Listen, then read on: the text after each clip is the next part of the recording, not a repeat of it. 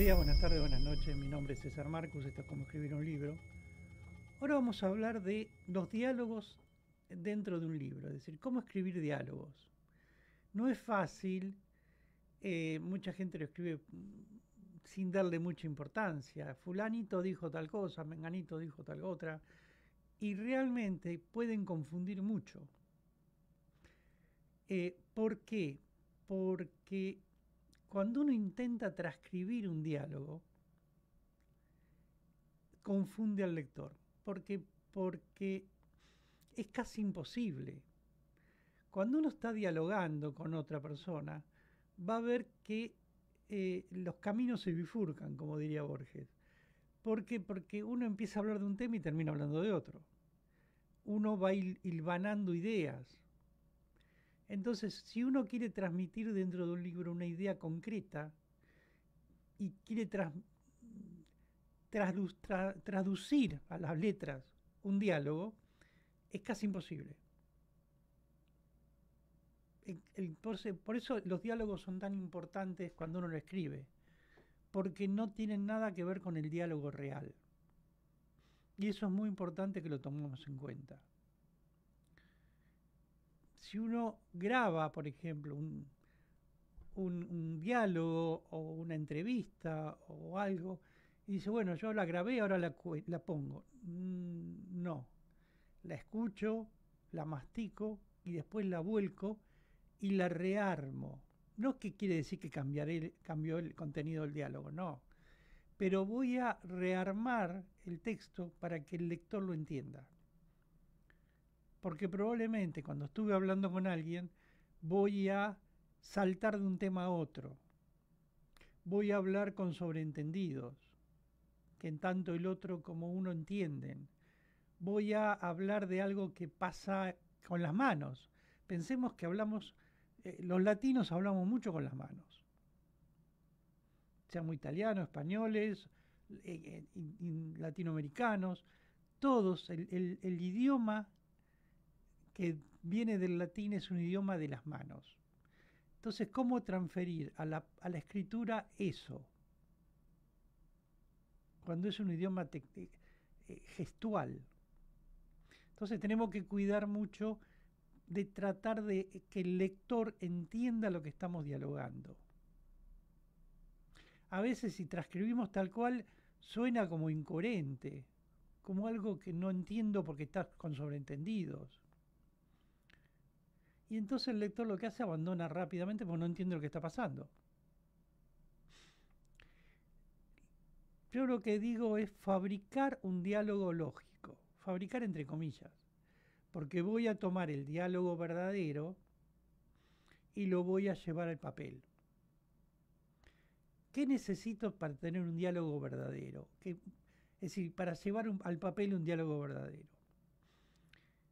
Concreto, que sepa de lo que estoy hablando, que sea un solo tema. Repito, cuando estamos dialogando hablamos de muchas cosas y nos vamos por otros temas. El diálogo escrito tiene que ser concreto. Tiene que tener cosas relevantes, que importen a la historia. Es decir, si no, no tiene contenido. Para hablar de los pajaritos o del clima, todos sabemos, cuando vamos en un elevador terminamos hablando con el vecino del clima. Hace calor, hace frío, qué mal que está el tema. Pero son diálogos irrelevantes. Eso no se puede escribir. Tenemos que poner en el diálogo cosas relevantes. Otra de las cosas importantes dentro del diálogo es que sea creíble. Hay gente cuando habla que nos cuenta historias que nos cuesta creer. Salvo que sea parte de la trama, es decir, que querramos poner un personaje mentiroso, un personaje fantasioso. Bueno, a ese personaje le podemos poner un diálogo increíble. Pero si es un profesional o algo que sea creíble, es decir, busquemos, si estamos dialogando con un médico de una enfermedad, busquemos en internet los temas de qué estamos hablando, para que el que lea, si entiende, vea que por lo menos investigamos. El otro tema es muy importante, es que sea dinámico, que sea rápido, que no nos quedemos en una explicación muy larga, porque es aburrida. El diálogo tiene que ser como un juego de ping-pong, tic-tac, tic-tac, es muy rápido. Si no, ya pasa a ser una explicación. Y por último, tiene que ser personal. El diálogo tiene que ser entre 2 o 3 personas. Si no, es un discurso. Y en el discurso probablemente nos abandone el lector. Porque ya el discurso es otra cosa. Es un libro filosófico, puede tener un discurso, una tesis, puede tener un discurso. Pero una novela o un cuento, por más que el personaje sea un conferencista, no podemos poner un discurso. Podemos interpretar el discurso que dio el conferencista y en 3 renglones, en 3 líneas, explicarlo, pero no transcribir un discurso completo, porque el lector se va a ir. No vino, el lector no compró el libro para ver un discurso, el lector libro se tiene que entretener, se tiene que enganchar. Ahora vamos a ver por qué. Por ejemplo, ser concreto, ¿qué significa? eh, un cuento, una novela, tiene una diferencia muy importante con una obra teatral. Una obra de teatro no existe un relator. Los actores tienen que explicar todo. Porque están en el escenario y es muy difícil poner una voz como si fuera Dios hablando, salvo que sea un personaje.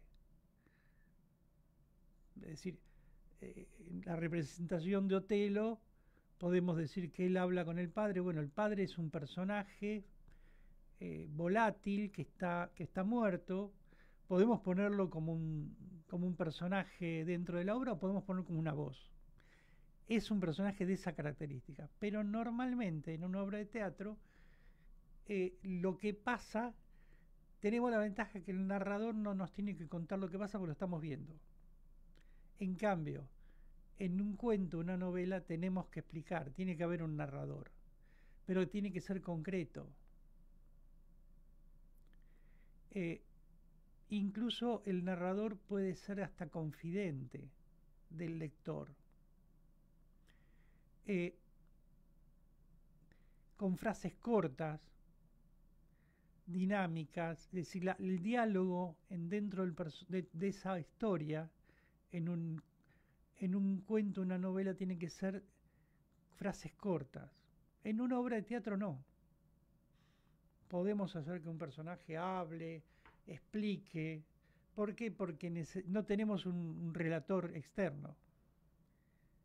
O los hechos explican o el personaje explica. O dejamos que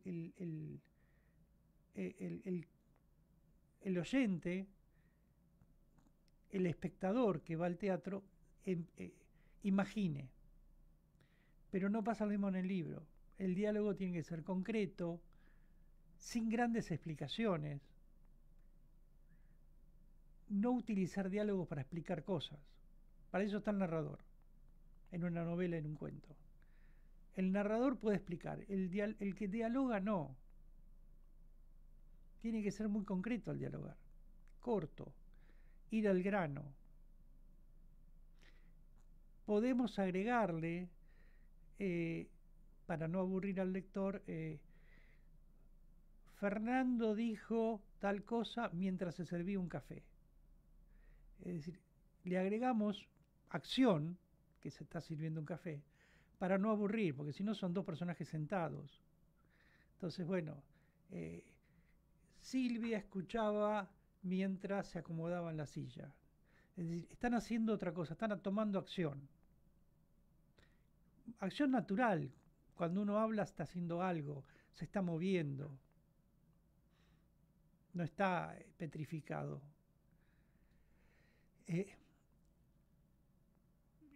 Cuando buscamos personajes que expliquen, ahí perdimos. Porque el personaje puede responder preguntas, sí. Puede haber un intercambio de preguntas. Explícame qué pasó con nuestra madre o qué le pasó a nuestro hijo. Entonces el otro explica. Sí, pero corto, muy... tienen que refrescar incluso la memoria del lector. El lector tiene que saber qué pasó y explicarlo muy cortito para que refresque la memoria. El otro tema que dijimos es el diálogo relevante. Hay una frase que dice que las palabras tienen que ser más importantes que el silencio que ocupan. Y en el diálogo es verdad. En todo momento es verdad, siempre. Pero en el diálogo, cuando uno está escribiendo, es más.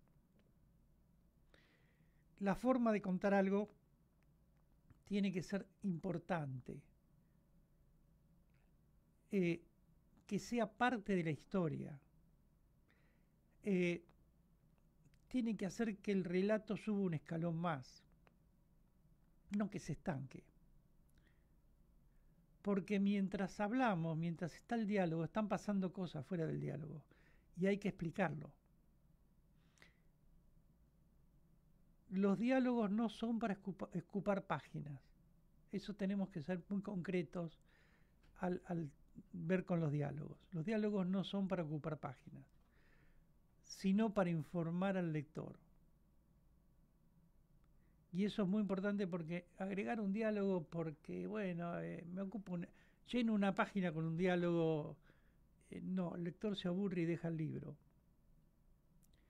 Otro punto que hablamos es el diálogo creíble.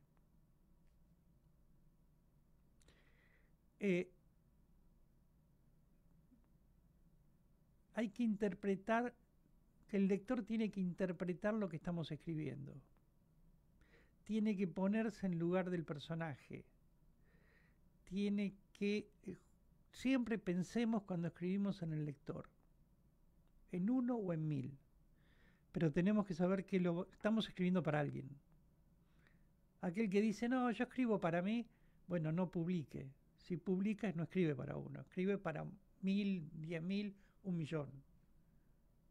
Entonces, cuando uno escribe un diálogo, tiene que ser creíble, tiene que tener una interrelación entre los personajes que hablan más creíble. Podemos agregarle, como dijimos antes, gestos, formas, enojo, ira. Fulano dijo esto gritando, Mengano dijo esto mientras levantaba el puño, es decir, violencia si queremos ponerlo, pero los diálogos tienen contenido, tienen gestos. Uno no dialoga con las manos atadas. Entonces también hay que agregarlo. Y buscar que tenga sentido cada frase. Hablamos del diálogo dinámico. Es decir, volvemos al punto anterior, tiene que haber acción. El diálogo tiene que estar para contar una acción. Nadie habla quieto, nadie habla sin moverse. O se para, o se sienta, o toma algo. Pasan cosas alrededor de los personajes. Y eso es importante contarlo para no quedarnos nada más que en el diálogo, para darle un poco de vida a ese diálogo. Suena el teléfono, alguien entra, son distracciones que pasan en la vida real. Entonces, esas distracciones de la vida real, cuando alguien está discutiendo o alguien está amando o alguien es romántico, pasan cosas. Y esas cosas hay que contarlas para darle humanidad a ese tema. Cuando los personajes se apasionan, cambian estados de ánimo. Puede empezar el diálogo tranquilo y enojarse, o puede empezar el diálogo enojado y tranquilizarse. Se asombran, dudan, tienen miedo, están inseguros, cambian de opinión porque el otro lo convence, o se exaltan porque no quieren cambiar de opinión, interrumpen al otro. Eso pasa en la vida real. Preguntan, afirman, acotan. Es decir, pensemos el diálogo como algo dinámico, como algo que no es estático. No es que dos personajes hablan y cuentan cada uno lo que quiere decir, punto. porque eso no es real. Y el último punto es personal. Cada uno tiene su forma de hablar. No habla igual un profesor universitario que un homeless. Tiene otra forma de hablar. No quiere decir que hable mejor o peor, ¿eh? Simplemente va a hablar diferente, va a hablar desde su posición, desde su cultura, desde su experiencia.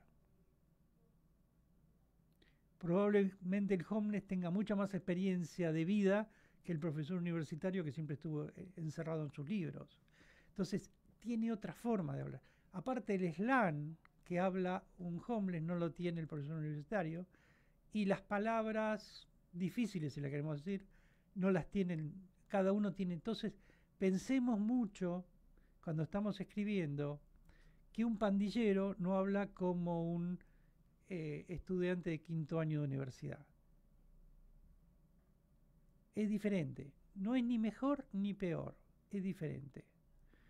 El idioma del narco es diferente, el idioma del ladrón es diferente, el idioma del asesino serial es diferente. Es decir, pensemos siempre cuando estamos trabajando en un personaje, no solamente los gestos son diferentes, el idioma que va a hablar, la educación, la edad, no habla lo mismo un chico de 15 años que un hombre de 70, la profesión, la cultura, ¿qué raíz tiene? El sajón no habla igual que un latino, tiene otra raíz. Entonces también tenemos que pensarlo. ¿En qué época estamos poniendo la historia? Un señor de la Edad Media no va a estar hablando igual que alguien del siglo XXI. Entonces tenemos que estar pensando siempre cómo ponerlo. También tienen inseguridades, miedos, son cosas personales que tenemos que poner. Un científico no habla igual que un deportista. Un militar no habla igual que un maestro. Un catedrático no igual que un adolescente. Cada profesión, cada nivel, cada cultura, cada estamento tiene un lenguaje diferente. Entonces, tenemos que considerar cómo hablamos. Un mexicano, un argentino, un colombiano, un centroamericano, un español, no hablan el mismo idioma. Todos hablamos español, pero no hablamos español. Entonces, si queremos darle una ascendencia al personaje, si decimos que es colombiano, o mexicano, o argentino, tenemos que saber cuál es el slang de ese país. ¿Qué quiere decir cada cosa? Porque no significa lo mismo en cada país la misma palabra. En alguno puede ser un insulto, en otros no. En alguno puede ser un elogio, en otros no. Entonces, si vamos a darles a los personajes una raíz cultural, estudiémosla. Si queremos darle forma, idea, una profesión, estudiémosla. Eso es muy importante al trabajar en los diálogos. Muchas gracias.